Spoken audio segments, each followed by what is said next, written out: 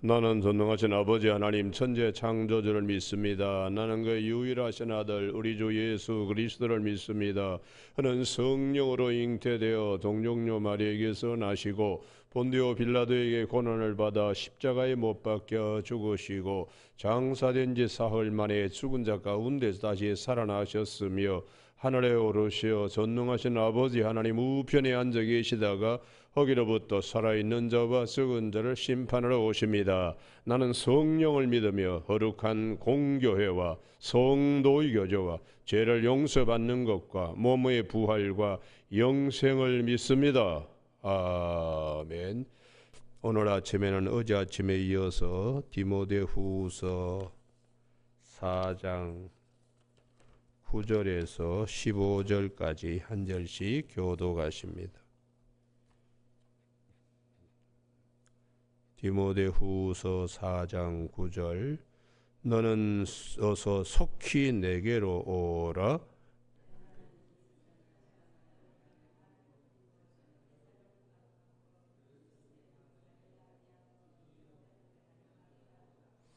누가만 나와 함께 있느니라. 내가 올 때 마가를 데리고 오라. 그가 나의 일에 유익하니라.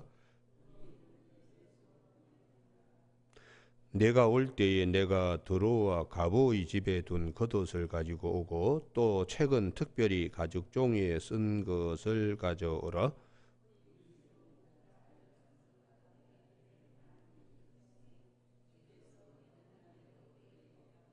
같이 읽습니다.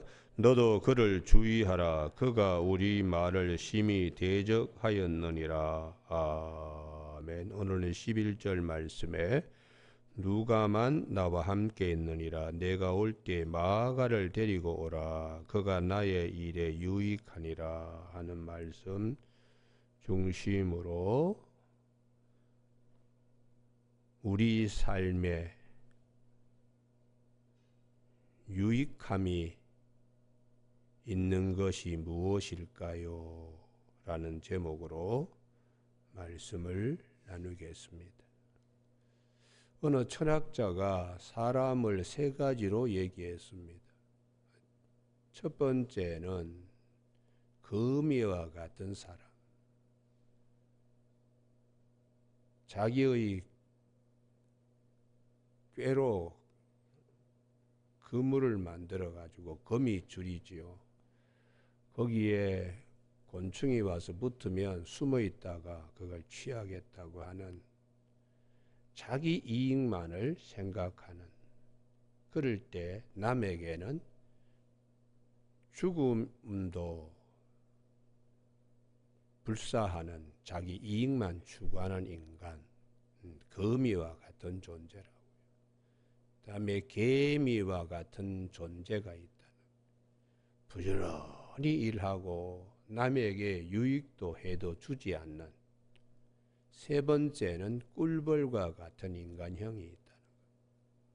열심히 있고 적고 찾아다니면서 꿀을 모아서 사람에게 참 유익한 그런 꿀을 제공하는 꿀벌과 같은. 오늘 본문에 여러 사람들이 등장합니다. 이 사람들을 등장시키면서 성경이 우리에게 던져주시는 말씀은 어제 아침에 시편 90편 모세가 3절에 우리 티끌 같고 4절에 한밤의 경정 같은 존재인데, 시편 90편 10절에 우리의 연수가 70이요 강건하면 80일지라도 그 연수의 자랑은 수고와 슬픔뿐이요 화살과 같이 아주 빠르게 날아간다. 눈 깜빡하는 순간 찰나라고 그 순간에 살면서 먼지처럼 사는 우리에게 하나님이 어떤 은혜를 입혀주시는가. 예수 그리스도를 보내주셔서 영혼을 사모하고 그날에 주실 상급을 생각할 수 있게 해주신 이 은혜, 거기에서 짧은 시간이지만 선한 싸움을 싸우고 달려갈 길을 마치고 믿음을 지킬 수 있게 해주시는 하나님, 참 고맙고 감사하잖아요. 그래서 우리에게는 디모데후서 4장 8절 그 날, 이게 큰 글자로 보여야 됩니다. 6절에 내가 벌써 부어지고 전제와 같이 죽음이라는 시간이 벌써 찾아올 만큼 아주 짧은 인생이에요.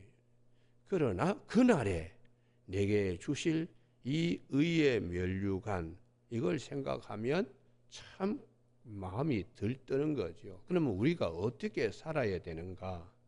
여러 사람들이 서로 사정과 그리고 각각 달려가는 목표가 다를지라도 그날을 꼭 기억해야 되는데, 이게 이제 큰 글자로 보이지 않으니까 자기 마음대로 이렇게 살다가 그냥 그것을 끝나버리는 사람들이 대단히 많습니다.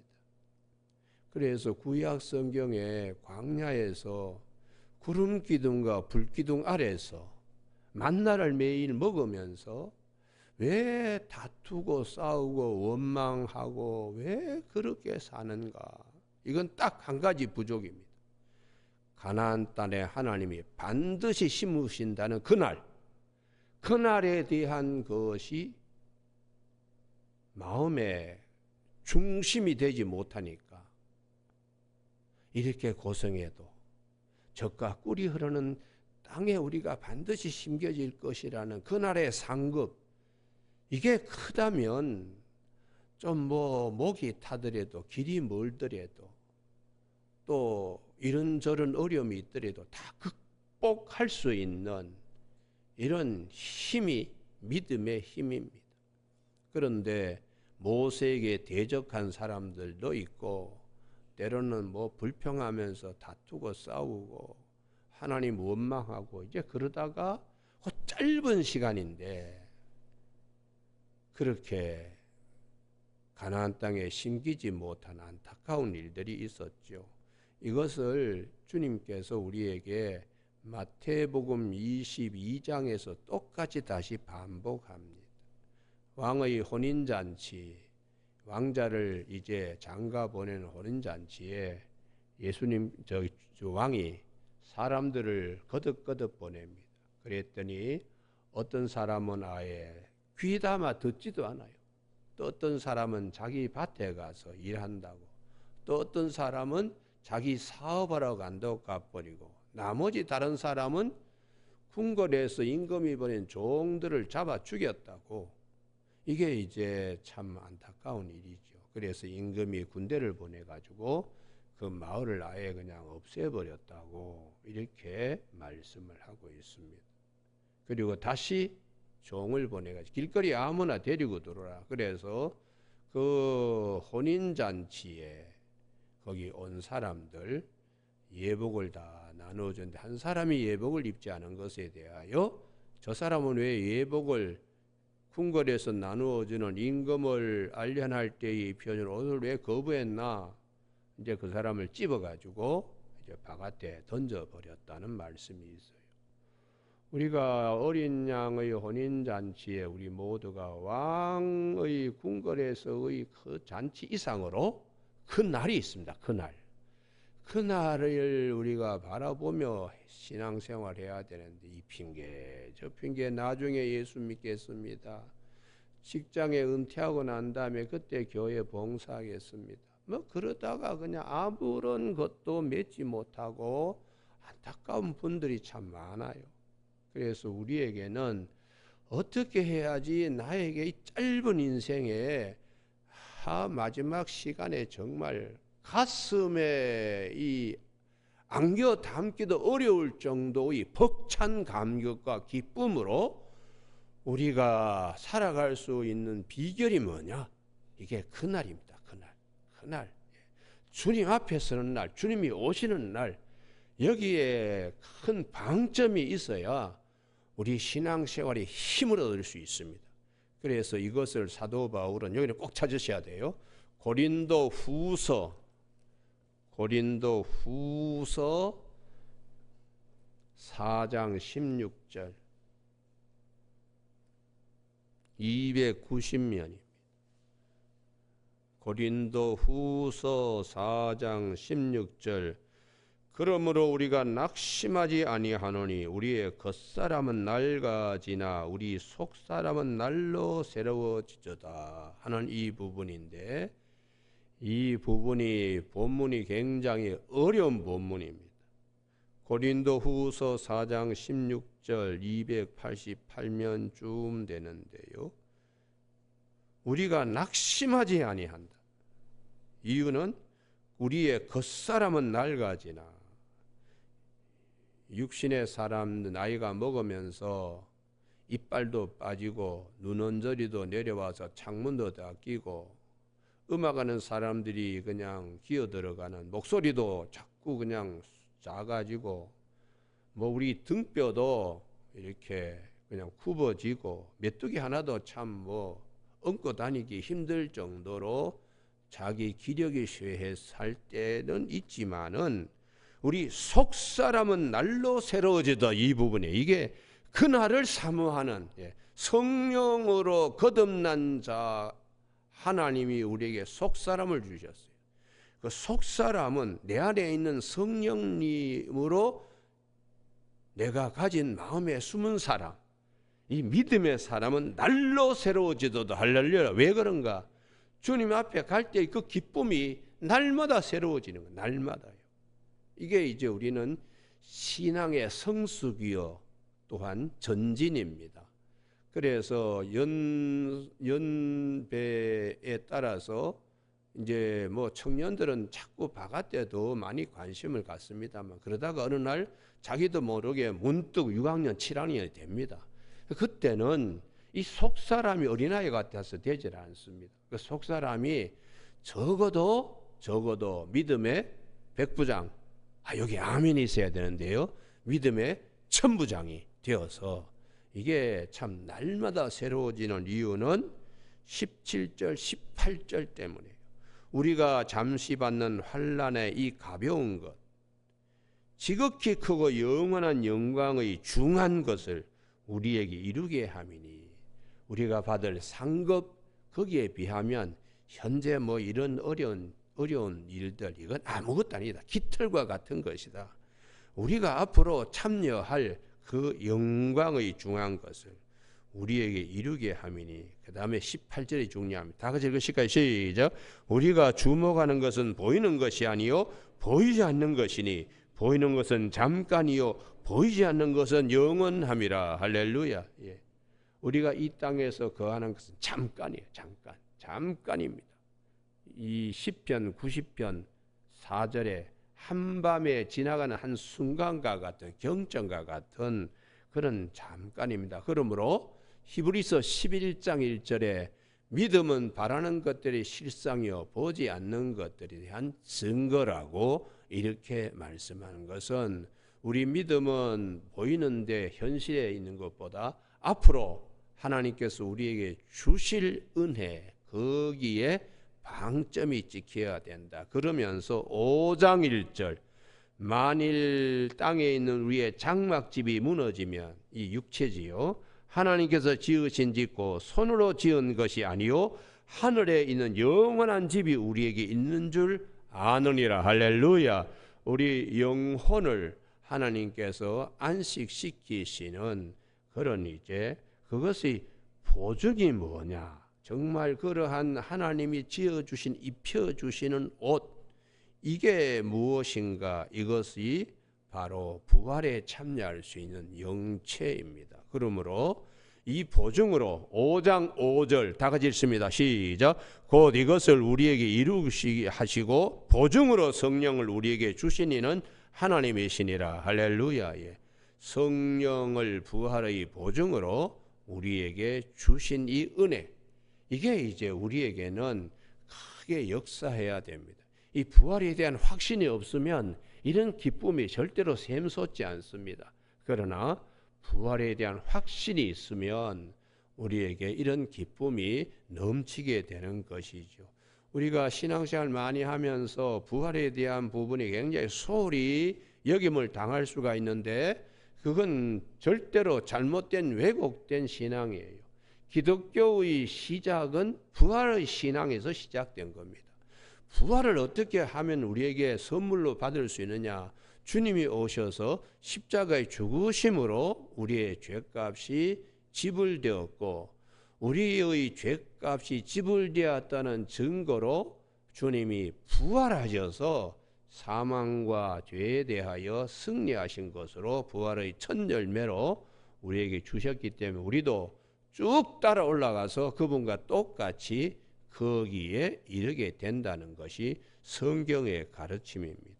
여러분, 그래서 오늘 아침에 이런 하나님이 주시는 큰 은혜 앞에서 어떤 사람은 10절, 이제 본문으로 돌아옵니다. 디모데후서 4장 10절, 대만은 이 세상을 사랑하여 나를 버리고 데살로니가로 갔고. 이런 사람은 대단히 안타까운 사람이죠. 바울 곁에 와서 뭐 이렇게 성경 말씀도 듣고 가르침도 받았던 그 참 분이 세상을 사랑하여 세상이 더 좋은 겁니다. 이스라엘 백성들이 출애굽은 했는데 광야에서 애굽을 그리워하여 애굽으로 돌아간 사람은 없지만은 돌아가기를 바라는 사람과 같이 그 옆에다가 성경 갈라디아서 3장 3절이라고 적어 두십시오. 성령으로 시작했다가 육체로 마친 자입니다. 우리가 신앙생활 하면서 성령으로 시작했다가 육체로 마치는 분들 참 안타까운 분이에요. 교회 생활 잘 하다가 그 다음에 후지부지 되어서 일생 그렇게 해요. 제가 예전에 대한석탄공사 거기에 본부장 뭐 자기 시험 칠 때에 입사 석공이나 한전 들어가고 한원 들어가면 한국은행 들어가면 뭐 최고의 직장이라고 할 시대에 이분이 서울 공대를 나와가지고 하여튼 석탄공사에 들어가서 공개 채용의 사원으로 들어가서 사장 이외의 제일 높은 자리가 이 본부장의 자리인데 그 한 자리로 이제 쭉 그냥 몇십 년 직장 생활해요. 근데 이분이 저기 전라도 장성인가요? 거기에 소장으로 탄광 소장으로 자기 밑에 한 6천 명이 있습니다. 거기에 몇 개 뭐 태백에 있는 뭐 탄광소 뭐 몇 개밖에 없는데 그 중에서 한 사람이 마지막 피라미드 정점에 올라가는 거예요. 근데 이분이 7월 1일부로 진급 발령을 받고 6월 30일부로 호남 지역에 있던 집을 이거해서 7월 달에 올라왔는데 올라와서 주변 사람들이 뭐 계속해서 축하주를 매일매일 그냥 명동에 가서 뭐 실버스 리가라든지 뭐 이런 뭐 좋은 술들을 하여튼 그냥 보름 동안 계속 마신 거예요. 진급 축하주를. 그러다가 집에 돌아와서 돌아가셨습니다. 보름 동안 사람이 뭐 그 독한 술에 절였으니까 그 되겠어요.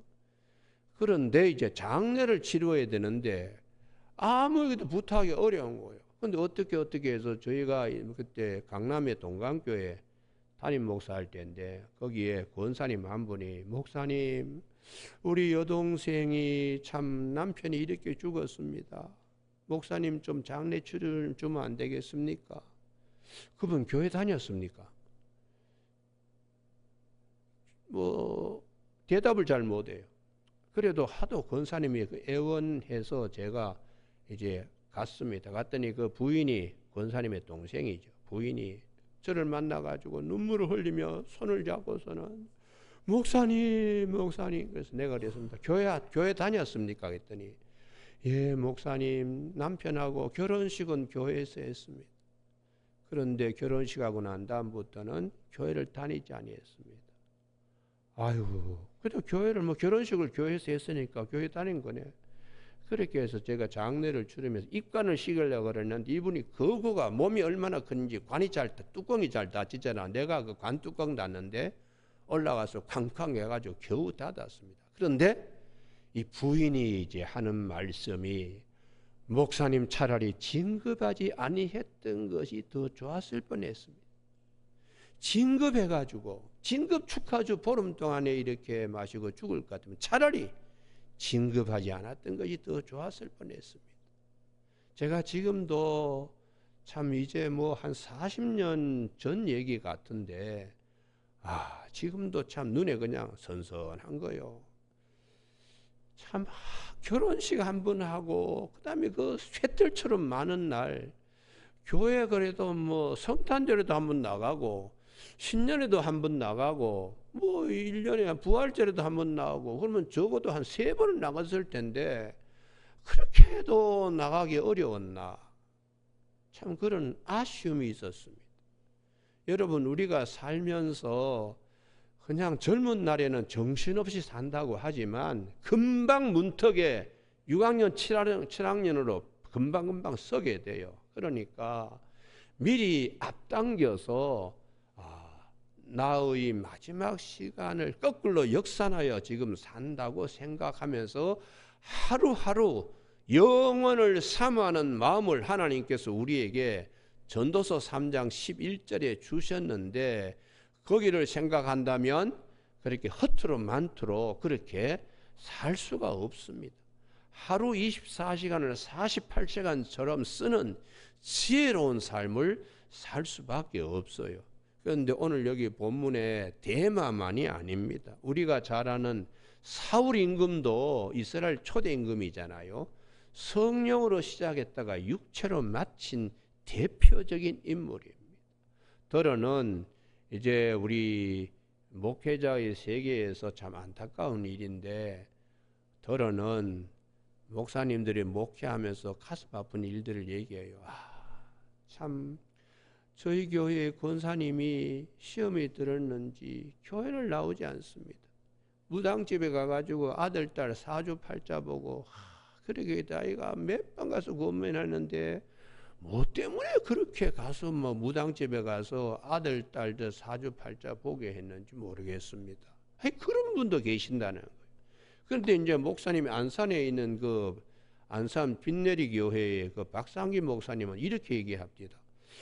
저는요 안산에 교회 개척할 때에 제일 1호가 길거리에만 여인을 딱 붙들었다는 거예요. 그래서 봤더니 그 안산에 무당이었다는 거예요. 그래서 그분을 막 끝까지 집에까지 따라갔더니 이렇게 뭐 잘 차려놓은데 거기 들어가서 하여튼 예수 믿으라고 막 해. 워낙 그냥 이 목사님이 그러니까 이 무당이 목사님 저는 무당이기 때문에 교회를 못 나가니까 우리 딸이라도 보내겠습니다. 그래서 딸이 이제 교회를 나왔는데 그 딸을 교회 나온 거 붙들고 또 무당을 자꾸 그냥 해서 2년 만에 그 무당이 교회를 나오게 되었습니다. 그래서 제가 가서 이제 부흥회를 했는데 문간에 이상한 분이 딱 느낌이 있죠. 제가 목회를 하니까 딱 느낌이 있어요. 이분이 교회에 들어온 입구에 이렇게 주보를 나눠주고 전도지를 나눠줘서 내가 물었습니다. 저분이 어떤 분이야 했더니 이렇게 쭉 이제 전력을 얘기를 하는 거예요.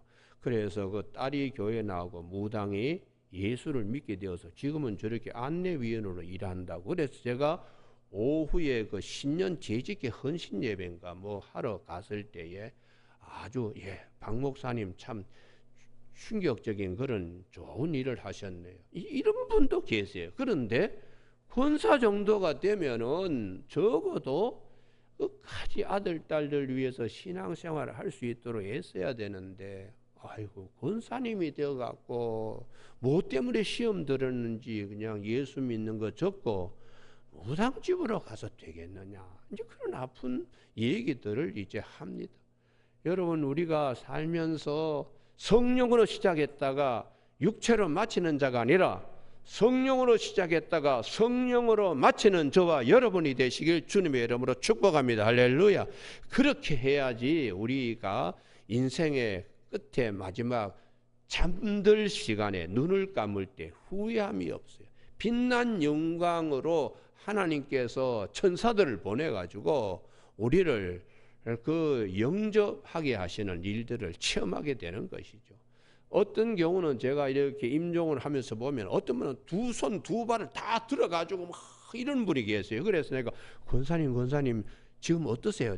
아이고 목사님 하늘의 천사들이 지금 내려와서 나를 데려간다 그러니까 내가 너무 기뻐서 지금 뭐 그냥 이럽니다. 그래서 그래 권사님 참 신앙 좋다. 그래, 그렇게 신앙생활 했으니까 여전도 회관도 건축하고 여전도 회관에서 총무를 하면서 일생 저렇게 헌신하셨지. 제가 이화미 권사님이라고 저기 종로가 여전도 건축 회관이 있어요. 그거 할 때 그분이 한 10년 동안에 그 총무를 하시면서 참 수고를 많은데 그분의 마지막 제가 임종을 보면서 야, 그래, 저렇게 신앙생활 하니까 저런 기쁨이 있지.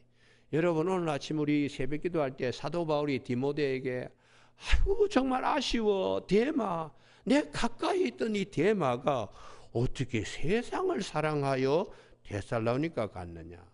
그 다음에 그레 스게 디도, 이 사람들은 주님의 일을 위하여, 사역을 위하여 갈라디아와 달마로 갔습니다. 좋은 분들이죠. 그리고 누가만 나와 함께 있느니라. 이 누가는 의사, 사도 바울의 주치이고 항상 사도 바울 곁에 있으니까 그가 하나님 앞에 어떻게 쓰임 받았나. 누가복음과 사도행전을 기록한 인물이 되는 것입니다. 여러분, 사도 바울 곁에 늘 있을 때에 하나님이 그를 어떻게 쓰시나. 누가복음을 쓰게 하고 제자도 아닙니다. 그럼에도 불구하고 사도행전도 쓰게 하신 하나님이세요. 이 누가는 원래 노예였습니다. 옛날에 의사는 이 천한 계급인데 자기 주인이 병들었을 때 고쳐주니까 그 데오빌로라고 하는 주인이 자유인으로 해방시킨 거예요.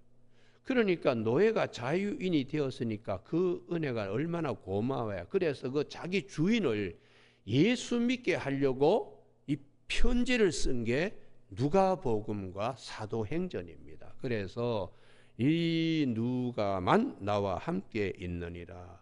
그리고 내가 올 때에 마가를 데리고 오라. 이 마가도 어릴 때는 오병이어 기적할 때에 그 물고기 5마리, 보리떡 5개, 물고기 2마리를 가지고 왔던 어린 소년 마가 요한입니다. 이 바나바의 그 생질인데요. 그런데 이제 이 집에서 성령도 임하시고 예루살렘 교회가 시작되었는데 마가는 참 훌륭한 인물이죠. 근데 중간에 어떤 문제가 생기는가 하면 여기는 찾으셔야 되겠네요. 사도행전 13장 13절. 이게 이제 마가에게는 큰 흠이 되었어요. 사도행전 13장 13절에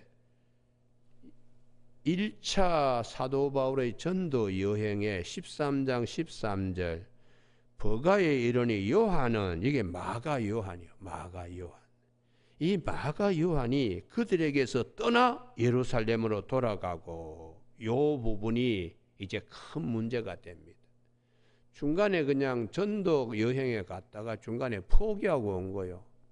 병이 들어서 그런지 아니면 무슨 사정인지 하여튼 이게 떠난 건데, 그 옆에다가 사도행전 15장 39절이라고 적어두기 바랍니다. 이게 왜 문제가 되나. 사도행전 15장 39절에 2차 전도 여행을 떠날 때에 사도행전 15장 39절 사도 바울과 바나바가 엄청나게 싸웁니다. 무슨 일로요? 마가 일 때문에. 15장 39절 서로 심히 다투어 피차 갈라서니 바나바하고 사울 바울하고요. 바나바는 마가, 왜요? 자기 조카니까, 생질이니까 배 타고 구브로로 가고, 바울은 신라를 택한 후에 이제 각각 전도지가 달라지게 됩니다. 그렇게 했던 마가인데 나중에 시간이 이제 본문으로 들어옵니다. 사도 디모데 후서 4장 11절에 그가 나의 일에 유익하느니라. 시간이 지나서 보니까 마가 요한이 그때는 엄청나게 참 실망스럽고 상처를 받았던 그런 마가인데, 사도 바울이 시간이 지나서 마가를 보니까 마가 복음도 마가가 썼어요. 그러니까 사복음서 가운데 제일 먼저 쓰여진 것이 마가 복음이니까 참 사도 바울이 너무 고맙고 감사한 것이죠. 우리가 이런 인물이 있습니다. 중간에 참 어려운 이 마가가 왜 그랬을까? 청년기니까 뭐 마음에 안 들 수도 있고 뭐 이러니까 중간에 와버렸겠지요. 그러나 믿음이 성장하는데, 이게 사람이 성장하는데 성장통이 있는 것처럼 믿음의 성장통을 겪은 인물이. 그러니까 우리가 신앙생활을 하면서 이런 이제 과정도 있지만 유익하느니라, 결과적으로는 더 열심히 일하여 마가복음을 기록한 인물이니까 사람이 참 알 수가 없습니다. 그때는 영 원수같이 그냥 헤어졌는데 나중에 시간이 지나서는 뭐 모퉁이에 머릿돌이 되는 인물들이 있거든요. 그래서 오늘 아침에 우리가 이런 인물들이 구약성경 역대상 4장 10절의 야베스와 같은 인물, 가정에서 야베스는 원래 아주 하나님이 형제들보다 아주 귀중하게 하나님이 예정해 두셨는데 그 낳은 어머니도 잘 이해를 못하고 야 귀찮은 놈아 이렇게 해서 야베스, 아주 입에 쓴물이 나는, 차라리 태어나지 않았더라면 좋았을 녀석, 이렇게 이름을 붙였는데 결코 그렇지 않다는 거예요. 이 야베스는 하나님께 기도를 많이 했습니다. 그랬더니 그 야베스가 참 유다 지파의 아주 훌륭한 인물이 되는 그런 야베스예요. 그러니까 우리가 살면서 사람이 그때에 내가 상처받았는데 그런 인물이 나중에는 어떻게 될지 몰라요. 합력하여 선을 이루시는 하나님이세요. 우리 삶 가운데도 룻기에 루스의 시어머니 나오미가 있어요. 그래 고향에 이제 왔더니 아이고 나오미 왔네. 나를 나오미라고 부르지 마세요. 나오미란 뜻이 기쁨이란 뜻이거든요. 나를 마라라고 부르세요. 쓴 것, 내 입에 쓴물이 납니다. 이렇게 했는데 그 나오미가 나중에 룻이 보아스를 만나가지고 그 아기를 품을 때 너무 기뻤어요. 오벳을 품었을 때에. 그래서 그의 이름처럼 나오미가 된 겁니다. 우리가 살면서 이런 그냥 남편도 죽고 아들 둘이도 다 죽고 내가 고향에 들어와서 이 이방 여인 룻을 데리고 왔는데 사람이 기쁨이라고 부르니까 나 기쁨이라는 이름값 못합니다. 나를 마라라고 불러주세요. 참 고쳐 이런 이름으로 불러주세요. 그랬는데 하나님은 오히려 오벳을 품에 안게 이렇게 하시는 하나님이세요. 그래서 우리가 오늘 아침에 제가 다 살피지 못했으면 내일 이제 이어서 하겠는데 사람의 일은 끝이 좋아야 됩니다. 끝이 좋아야 돼요. 여러분 오늘 아침에 자녀들 데리고 아이고 이놈 때문에 그렇게 생각하지 마시고 야베스의 기도를 생각하십시오. 역대상 4장 10절. 하나님께서 내가 알지 못하는 하나님의 은혜의 세계로 이 아이가 있구나 이렇게 생각해야 돼요. 그래야지 성령의 역사. 또 나는 왜 이렇게 그냥 그런가? 이게 나옴이죠. 나옴. 나를 나옴이라 부르지 말고 마라라고 불러달라 했던 룻기 1장 20절을 기억하세요. 하나님은 그러나 그런 나오미를 나오미답게 또 하시는 하나님이십니다. 그러므로 성령으로 시작했다가 성령으로 마치게 하시는 하나님의 이 은혜를 항상 염두에 두고 큰 은혜 아래에서 오늘 하루도 승리하는 저와 여러분이 되시길 주님의 이름으로 축복합니다. 기도하시겠습니다. 하나님 아버지, 오늘 아침에도 주님께서 주시는 성경의 여러 많은 인물들, 우리로 하여금 어떤 길을 가야 될 것인가를 말씀하여 주시니 감사를 드립니다. 오늘 하루도 24시간을 48시간처럼 쓰는 지혜와 그날에 우리에게 주실 큰 상급을 바라보며 유익한 삶으로 끝날 수 있도록 성령님 도와주셔서 성령님의 많은 열매를 맺는 그런 선한 그리스도인으로 승리할 수 있도록 도와주시길 원하오며 예수님 이름으로 기도드립니다. 아멘. 하늘에 계신 우리 아버지의 이름을 거룩하게 하시며 아버지의 나라가 오게 하시며 아버지의 뜻이 하늘에서와 같이 땅에서도 이루어지게 하소서. 오늘 우리에게 이루어갈 양식을 주시고 우리가 우리에게 잘못한 사람을 용서하여 준 것 같이 우리 죄를 용서하여 주시고 우리를 시험에 빠지지 않게 하시고 악에서 구하소서. 나라와 권능과 영광이 영원히 아버지의 것입니다. 아멘.